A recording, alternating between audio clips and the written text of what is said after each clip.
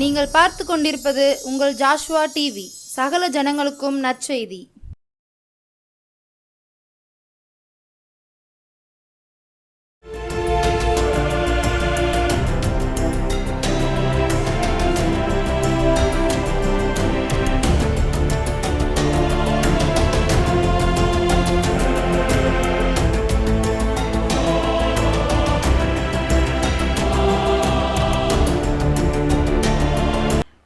தேவனுடைய நாமம் மகிமைப்படுவதாக.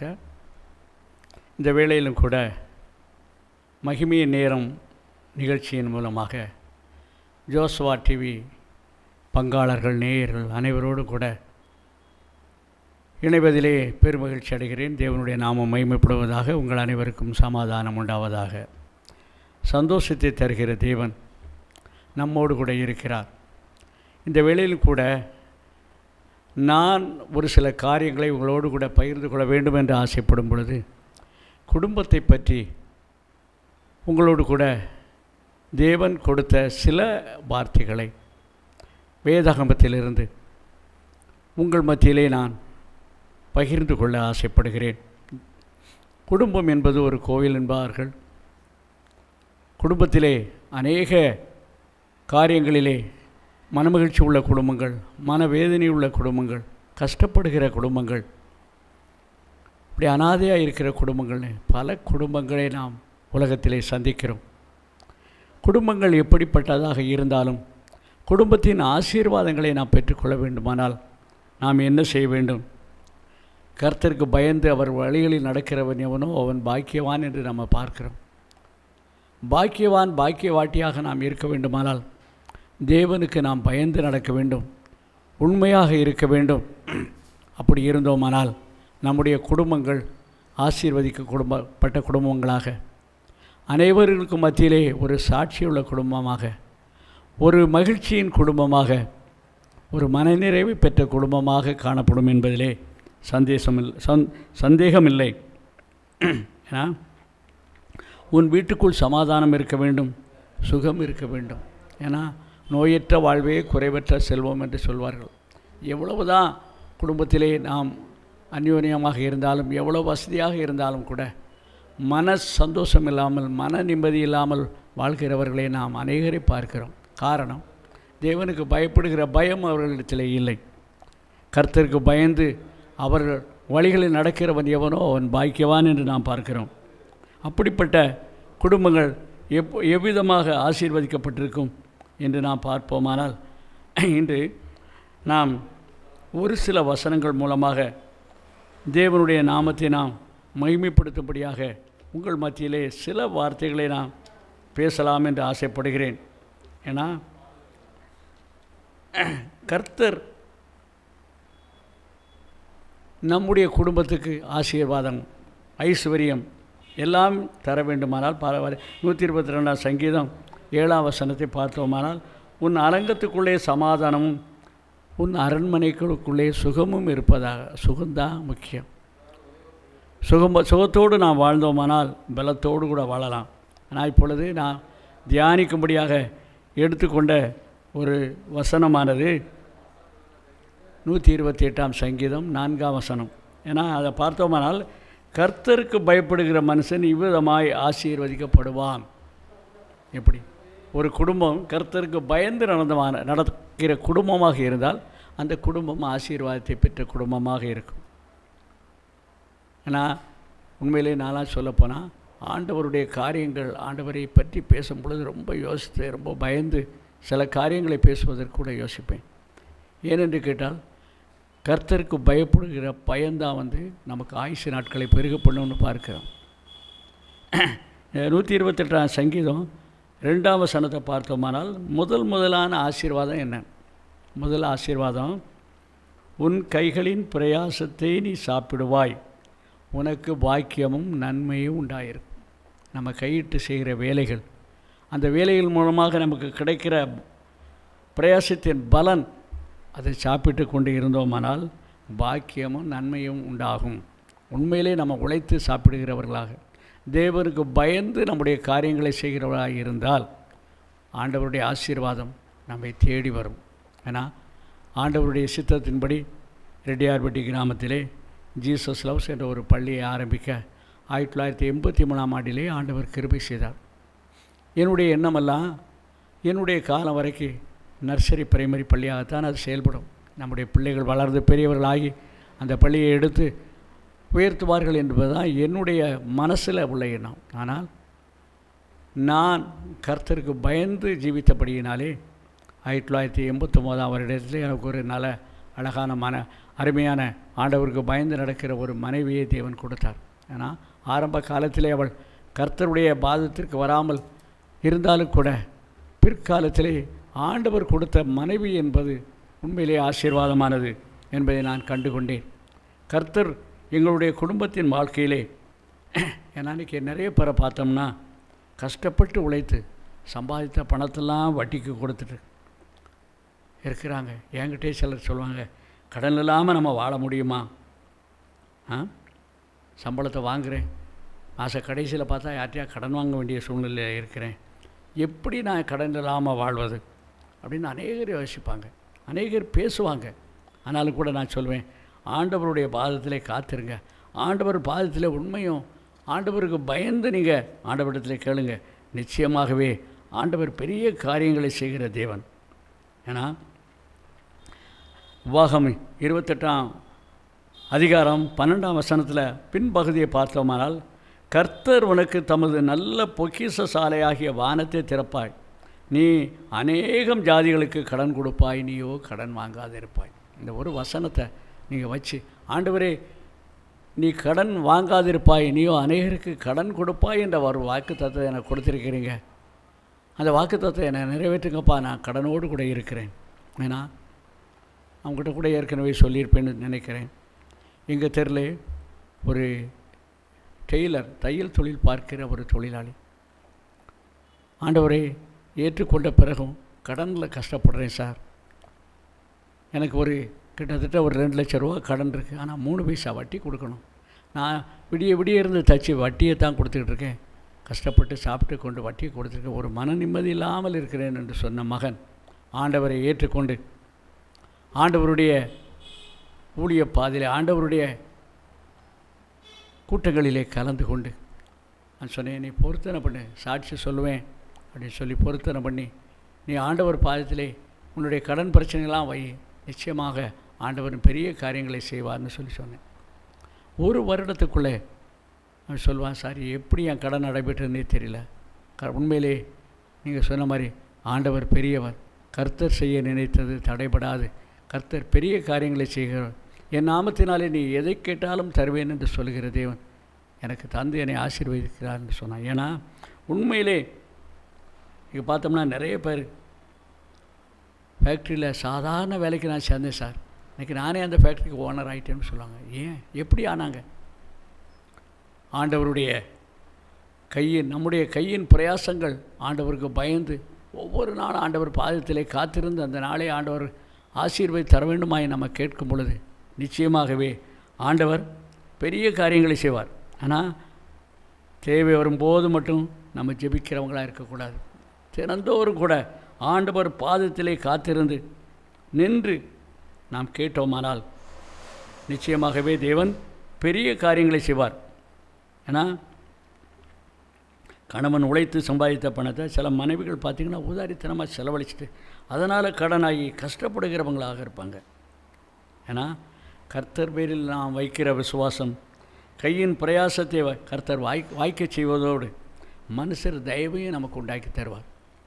நம்முடைய கஷ்டங்களிலே நம்மோடு கூட இணைந்து செயலாற்றுகிற அநேக மக்களை ஆண்டவர் தருவார். ஏன்னா முதலாவது நாம் பார்த்தோமானால் கையின் பிரயாசத்தை நீ சாப்பிடுவாய், அதான் தேவன் நமக்கு தருகிற முதல் ஆசீர்வாதம். சரி, அடுத்த ஆசீர்வாதம் என்ன அப்படின்னு சொல்லி பார்த்தோம்னா அதே 128ஆம் சங்கீதம் 3ஆம் வசனத்தை நம்ம பார்த்தோமானால், உன் மனைவி உன் வீட்டோரங்களில் கனிதரும் திராட்சை கொடியை போல் இருப்பாள். பாருங்க எப்படி மனைவியானவள் கனிதரும் திராட்சை கொடியான். திராட்சை பழத்தை சாப்பிட்டு பார்த்திங்கன்னா அவ்வளோ சுவையாக இருக்கும். பன்னீர் திராட்சை, கருப்பு திராட்சைன்னு திராட்சையில் பல விதமாக சொல்லுவாங்க. ஆனால் மனைவி திராட்சை கனி தருகிற திராட்சை கொடியை போல இருப்பாள். ஆனால் வேதாகமத்தில் என்ன சொல்லப்பட்டிருக்கிறது, மனைவியை கண்டடைகிறவன் நன்மையானதை கண்டடைகிறான், கர்த்தரால் தயையும் பெற்றுக்கொள்வானான்.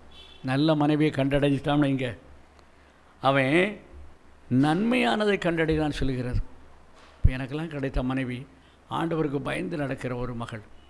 ஆண்டவருடைய வேதாகமத்தை பார்த்திங்கன்னா நான் பார்க்குற நேரமெல்லாம் முழங்காலில் வேதாகமத்தோடு கூட இருப்பாள். அநேக வசனங்கள் பார்த்திங்கன்னா பைபிளில் கோடு போட்டுக்கிட்டே இருப்பாள். நானாக பார்த்திங்கன்னா இது என்னுடைய வாழ்க்கையிலே 3வது வேதாகமம். வேதாகமத்தை எடுத்து வாசிக்கிறோம், கோடு போடுறோம், படிக்கிறோம்னு சொன்னால் நமக்கு வேதாகமம் அதிக நாட்கள் இருக்காது. ஆனாலும் கூட வேதாகமத்தை எப்போ வேணாலும் வாங்கிக்கலாம். ஆண்டவருடைய வசனம் வார்த்தைகளை நம்முடைய இருதய பொக்கிசாலையில் வைத்தோமானால் நிச்சயமாகவே பெரிய காரியங்களை நாம் பார்க்கலாம். நீதிமொழிகள் 19ஆம் அதிகாரம் 14 வசனம் என்ன சொல்கிறேன்னு கேட்டால், புத்தியுள்ள மனைவியோ கர்த்தர் அருளும் ஈவு.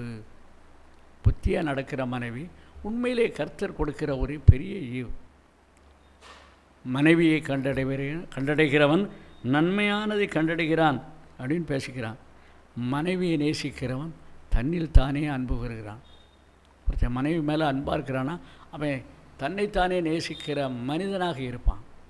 அவன் குடும்பம் திராட்சை கொடியை போல, திராட்சை செடியை போல படர்ந்து விரிந்து கனி கொடுக்கிறதாய் காணப்படும். ஏன்னா சொல்லுவாங்க, இஸ்ரவேல் தேசத்தில் கிட்டத்தட்ட எல்லா வீட்டுக்கும் முன்னால் திராட்சை செடிகளை வளர்ப்பாங்களாம். ஏன்னா எந்த வீட்டுக்கு விருந்தாள் வந்தாலும் சரி உடனே மரத்தில் இருக்க திராட்சை பழத்தை பறித்து கொண்டாந்து ஜூஸ் போட்டு கொடுக்கலாம், தனியாக சாப்பிட கொடுக்கலாம். கண் பார்வையிலே வீட்டில் வளர்க்கக்கூடிய அந்த திராட்சை செடி வந்து கனி தரக்கூடியது. அதே மாதிரி நல்ல மனைவியானவள் கனி தரக்கூடிய திராட்சை கொடியை போல இருப்பார். அப்படிப்பட்ட ஒரு மனைவி நமக்கு வாய்க்கும் பொழுது குடும்பத்திலே பெரிய ஆசீர்வாதம், பெரிய மகிழ்ச்சி, பெரிய சந்தோஷம். நாம் ஒவ்வொரு நாளும் ஆண்டவர் பாதத்திலே காத்திருந்த ஆண்டவரே நீர் கொடுத்த மனைவிக்காக ஸ்தோத்திரம். ஏன்னா வேதாகமத்தில் பார்த்துருக்கோம், குணசாலியான ஸ்திரியை கண்டுபிடிப்பவன் யார்? ஆனால் மனைவி வந்து ஒரு குணசாலியான ஸ்திரியார், ஒரு பொறுமையான மகளாக இருந்தால் நிச்சயமாகவே தேவன் பெரிய காரியங்களை செய்வார். மோகனனை சொல்லுவாங்க, ஒரு மகளுக்கு திருமணமானது, அவள் ரட்சிக்கப்பட்ட மணமகள். ஆனால் அவள் திருமணத்திலே அவர்கள் பார்த்த மணமகன் வந்து ஒரு இந்து குடும்பத்தை சேர்ந்தவன். ஆனால் ஆலய ஒழுங்குபடி திருமணம் நடந்தது. வீட்டிற்கு வந்தவுடனே மனைவி அவள் நேசிக்கிற ஒரு வேதாகமத்தை அவனுக்கு பரிசாக கொடுத்தான். ஆனால் அந்த மகன் இதே எனக்கு தாரன்னு சொல்லி வாங்கி வைத்ததோடு கூட சரி, அந்த வேதாகமத்தை அவன் தொட்டு பார்த்ததே இல்லை. ஆனால் இவள் தினசரி ஜெபம் பண்ணுவா, ஆண்டவரே என் கணவரை ரட்சிங்க, என் கணவரை ஆசீர்வதிங்க, என் கணவர் உம்முடைய பிள்ளையாக மாறணும் அப்படி சொல்லி ஒவ்வொரு நாளும் ஜெபிச்சுட்டே வருவாள். திடீர்னு சொல்லி ஒரு நாள் அந்த மனுஷனுக்கு ஒரு சைடு பக்கவாதம் மாதிரி கை கால்களெல்லாம் அசைக்க முடியாதபடி ஆகிவிட்டது. அவன் கதறி துடிக்கிறான். மனைவி ஓடோடி வந்து பார்க்குறா, என்னை நீதாமா காப்பாற்றணும்னு சொல்லும்போது அவளுக்கு ஒரு ஞாபகம் வருகிறது. கணவனுக்கு திருமணத்தோடு கூட நம்ம பரிசு கொடுத்த அந்த வேதாகமத்தை எடுத்துகிட்டு வந்து அவன் கையில் கொடுத்து அதை வாசிக்க சொல்லுகிறான். அவனால் வாசிக்க முடியலை.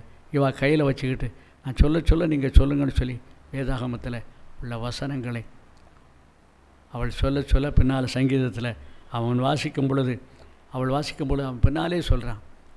வாசிக்க அவனுடைய கைகள் கால்கள் அப்படியே தன் நிலைமைக்கு வருகிறது. அவன் சுகம் பெற்று அவன் படுத்திருந்து கையை காலை அசைக்க முடியாத இருந்தவன் எழும்பி உட்கார ஆரம்பிக்கிறான். பாருங்கள், ஆண்டவருடைய வார்த்தை எவ்வளவு பெரிதான ஒரு ஔஷதம், எவ்வளோ பெரிதான ஒரு மருந்து, எவ்வளோ பெரிதான ஒரு ஆசீர்வாதத்தை கொடுக்கக்கூடிய இருக்கிறது.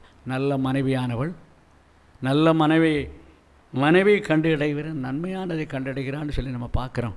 நீதிமொழிகள் 18:22 பார்த்தோம்னா, மனைவியை கண்டடைகிறான், நன்மையானதை கண்டடைகிறான், கர்த்தரால் தயையும் பெற்றுக்கொள்கிறான். பாருங்கள், இவனுடைய மனைவி அவன் தயையை பெற்றுக்கொண்டு நல்ல சுகமாகி அவன் இன்றைக்கு வேதாகமத்தை தூக்கி கொண்டு ஒவ்வொருவத்திற்கும் சுவிசேஷத்தை சொல்கிற மகனாக வாழ்கிறான். ஏன்னா மனைவி முதல் ஆசீர்வாதம் வந்து கையின் பிரயாசத்தை நான் உழைத்து சாப்பிடுகிறவர்களாக ஆண்டவருக்கு முன்பாக உண்மையாக இருக்கிறவர்களாக நடக்க வேண்டும். 2வது நம்முடைய மனைவியானவள்.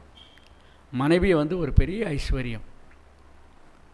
மூன்றாவதாக நாம் பார்த்தோமானால் அதே 122 சங்கீதம் 3ஆம் வசனத்திலே பின்பகுதியை பாருங்கள்.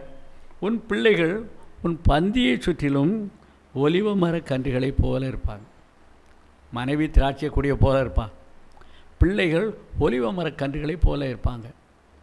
நான் ஒலிவ மர கன்றுகள் அப்படின்னு சொன்னோம்னா இஸ்ரவேல் தேசத்தில் நிறைய ஒலிவ மரங்களை பார்க்கலான்னு சொல்லுவாங்க. ஏன்னா ஒலிவ மரத்தில் ஒலிவ எண்ணெய் ஆலிவ் ஆயில்னு சொல்லுவாங்க. அந்த ஆலிவ் ஆயில் வந்து நிறைய நோய்களுக்கு குணமாக்கக்கூடிய ஒரு நல்ல மூலிகை எண்ணெய். இலையை ஒடித்தாலும் சரி, கொப்பை ஒடித்தாலும் சரி, அப்படியே எண்ணெய் வடியுமா. அப்படிப்பட்ட ஒரு ஒலிவ மர கன்றுகளைப் போல உன் பிள்ளைகள் இருப்பார். ஏன்னா பிள்ளைகள் வந்து கர்த்தரால் கொடுக்கப்படுகிற ஒரு சுதந்திரம். ஏன்னா இதில் என்ன சொல்லப்பட்டிருக்குன்னு சொன்னால், பிள்ளைகள் நம்முடைய பிள்ளைகள் தேவனால் கொடுக்கப்பட்ட ஒரு வரமாக இருக்கும் பொழுது நம்ம பிள்ளைகளை எந்த காரணத்தை மட்டும் நாய் பேயின்லாம் திட்டக்கூடாது. ஆனால் அப்படி நாய் பேயின்னு திட்டக்கூடிய அளவில், ஏன்னா உன் வாயின் வார்த்தைகளின்படி ஆக கடவுள் என்று வேதாகமத்தில் பார்க்கிறோம். பிள்ளைகளை அப்படி நாம் திட்டும்போது பிள்ளைகள் வளர்ந்து பெரியவர்கள் ஆகும் பொழுது நாயை போலவும் பேயை போலவும் தான் இருப்பாங்க, மனுஷர்களாக இருக்க மாட்டாங்க. ஏன்னா பிள்ளைகள் கர்த்தர் கொடுத்த ஒரு பிளெஸ்ஸிங்ஸ், ஆசீர்வாதம். ஒவ்வொரு குடும்பத்துக்கும் ஆண்டவர் பிள்ளைகளை கொடுத்துருக்கிறார் என்றால் அந்த பிள்ளைகள் ஒரு ஆசீர்வாதம். என்னுடைய மகளெல்லாம் நல்ல ஜெபம் பண்ணுவா, நல்ல தீர்க்க தரிசனம் சொல்ல மாதிரி அநேக பிரச்சனையின் கீழே இருக்கும்போது கேட்டோம்னா நான் ஜெபம் பண்ணி சொல்கிறேன்ப்பா, அவசரப்படாதங்க அப்படின்னு சொல்லுவாள். நிறைய காரியங்களே அவள் சொன்ன ஜெபத்தை போல நடந்திருக்கு. ஆனால் அவளுடைய திருமணத்தை பற்றி சொல்லும்போது கூட எனக்கு நீங்கள் எந்த மேட்ரிமோனிலையோ எதுலேயோ போடக்கூடாது, வீட்டுக்கு தேடி வந்து யார் கேட்குறாங்க அவள் தான் எனக்கு கணவன் ஆண்டவர் சொல்லியிருக்கிறான்னு சொல்லுவாள். நான் கூட என்னடா இது, நம்ம கூட வேதாகமத்தை வாசிக்கிறோம், ஜெபம் பண்ணுகிறோம், நம்ம பிள்ளை இப்படி சொல்கிறேன்னு யோசிப்பேன். அதுக்கு அடுத்து என்ன சொல்லுவாள், ரெட்டியார்பட்டி கிராமத்தில் உன்னுடைய திருமணத்தை போல இதற்கு முன்பும் நடந்திருக்காது, இதற்கு பின்பும் நடந்திருக்காதுன்னு ஆண்டவர் எனக்கு வாக்குத்தத்தம் கொடுக்குறாருப்பாம்பா. அது எப்படிம்மா நானே அப்படின்னு சொல்லி நினைக்கக்கூடிய சூழ்நிலையிலே ஒரு ஊழியக்காரர் மூலமாக ஒரு மணமகன் வீட்டிற்கு வந்து தெரிவு செய்யப்பட்டு அந்த மணமகனோடு கூட திருமணம் நிச்சயமாக்கப்படுகிறது. ஆனால் அந்த திருமணத்தினோடு கூட நீங்கள் பார்த்தீங்கன்னா என் கையில் வெறும் 5 லட்ச ரூபா தான் இருக்குது.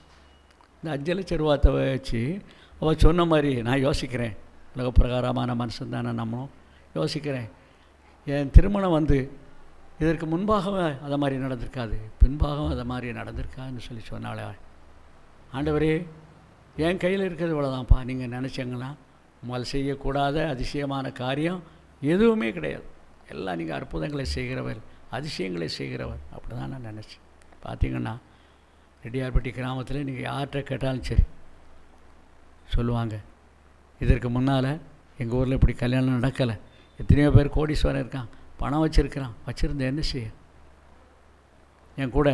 எனக்கு கூட ரொம்ப நெருங்கி எந்த இடத்திற்கு நான் போனாலும் கூட்டி கொண்டு போடுகிற ஒரு அருமையான நண்பர் சொல்லுவார், பணம் இருந்து என்னையா செய்ய, உங்கள் வீட்டு கல்யாணத்தை மாதிரி யார் ரெட்டியார்பட்டியில் கல்யாணத்தை நடத்த போகிறாம்பா. நான் ஆண்டவர் செய்கிற தெய்வம். அதுவும் எப்படி பிள்ளைகள் மூலமாக அறிவுறுத்தப்பட்டதுபடி நான் அப்போ தான் யோசிப்பேன், இவளுடைய ஜெபத்தை எப்படி ஆண்டவர் கேட்டிருக்கிறார், ஆண்டவர் என்கிட்ட இப்படி பேசினார். அப்புறம் மோசே கூட முகமுகமாகி பேசினது போல் என் கூட பேசினாருப்பாம்மா. நான் என் மனைவி என் மகன்லாம் என்ன நினச்சாங்களோ தெரியாது, நான் மனசுக்குள்ளே நினைப்பேன், அது எப்படி ரெட்டியார்பட்டி கிராமத்தில் இதற்கு முன்பும் நடந்திருக்காது, இதுக்கு பின்பும் நடந்திருக்கான்னு சொல்லலை, அப்படி எப்படி நடக்கும்னு சொல்லி. ஆனால் உண்மையிலே நம்முடைய தேவன் வல்லமுள்ள தேவன், மகிமையின் தேவன், பெரிய காரியங்களை செய்கிற தேவன். கர்த்தருடைய ஆசீர்வாதம், கர்த்தருக்கு பயந்து அவர் வழிகளில் உண்மையாய் நடக்கிறவன் எவனோ அவன் பாக்கியவான்னு போல. கர்த்தருக்கு பயந்து அவருடைய வழிகளில் நடக்கிற ஒரு குடும்பம் பெரிய ஆசீர்வாதத்தை பெற்ற குடும்பமாக, ஆண்டவரால் போற்றப்படுகிற குடும்பமாக, அனைவரும் ஆச்சரியப்படக்கூடிய வழியிலே ஒரு பெரிய அற்புதத்தையும் அதிசயத்தையும் கண்டு மற்ற மக்களுக்கு முன்பாக சாட்சியாக நிற்க குடும்பமாக இருக்கும் என்பதை நான் என் வாழ்க்கையிலே அறிந்து கொண்டவன். உங்களையும் உங்கள் பிள்ளைகளையும் உங்கள் குடும்பத்தையும் ஆண்டவர் ஆசீர்வதிக்க கர்த்தர் பேரில் கர்த்தருக்கு பயந்து அவர் வழிகளில் நடக்கிறவன் பாக்கியவான்னு சொல்லப்பட்டது போல, கர்த்தருக்கு பயந்து உங்கள் கைகளின் பிரயாசத்தை நீங்கள் உழைத்து சாப்பிட்டு மனைவியோடு கூட இசைந்து காரியங்களை செய்து பிள்ளைகளை நடக்க வேண்டிய வழியிலே வளர்த்து வாழ்வீர்களானால் உண்மையிலேயே உங்கள் குடும்பம் ஆசீர்வதிக்கப்பட்ட குடும்பமாக இருக்கும். தேவன் உங்கள் ஒவ்வொருவரையும் அளவில்லாமல் ஆசீர்வதிப்பாராக. உங்கள் குடும்பங்கள் எல்லாம் ஆண்டவர் வருகையின் போது அவருக்கு எதிர்கொண்டு அழைக்கிற குடும்பமாக காணப்பட ஆண்டவர் உங்கள் குடும்பங்களை ஆசீர்வதிக்க நான் மனதார உங்களை வாழ்த்துகிறேன். ஜெபியுங்கள், கர்த்தருக்கு பயந்து ஜீவியுங்கள். கர்த்தர் உங்கள் வாழ்க்கையிலே பெரிய காரியங்களை செய்வார். தேவனுடைய நாமம் மட்டுமே மகிமைப்படுவதாக. இந்த வேளையிலும் கூட நான் ஜெபித்து முடிக்க விரும்புகிறேன். அனைவரும் என்னோடு கூட இணைந்து ஜெபிக்க உங்களை கேட்டுக்கொள்கிறேன். ஜெபம். அன்பின் பரலோக பிதாவே, இந்த அருமையான வேலைக்காக நன்றியோடு கூட தைக்கிறோமப்பா. கர்த்தர் பெரிய காரியங்களை செய்கிறவர். உம்மால் செய்யக்கூடாத அதிசயமான காரியம் ஒன்று உண்டோ என்று ஆண்டவரை நாங்கள் வேதாகமத்திலே பார்க்கிறோம். உமக்கு பயந்து உண்மையாக ஜீவித்து ஆண்டவரே குடும்பத்தின் பிள்ளைகளோடு கூட மனைவியோடு கூட ஆசீர்வதிக்கப்பட்ட குடும்பமாக இந்த நிகழ்ச்சியை பார்க்கிற ஒவ்வொரு குடும்பத்தின் பிள்ளைகளும் வாழ உம்முடைய நாமத்தை மகிமைப்படுத்த உம்முடைய மகிமையை கண்டு உம்முடைய நாமத்தை சோத்தரிக்க நீங்கள் கிருபை செய்யுங்க. ஆசீர்வதிங்க, அற்புதங்களை செய்யுங்க. உம்முடைய நாமம் மட்டுமே மகிமைப்படட்டும். மீட்பெரியேசன் மூலம் ஜெபிங்களும் ஜீவனுள்ள நல்ல பிதாவே, ஆமீன்.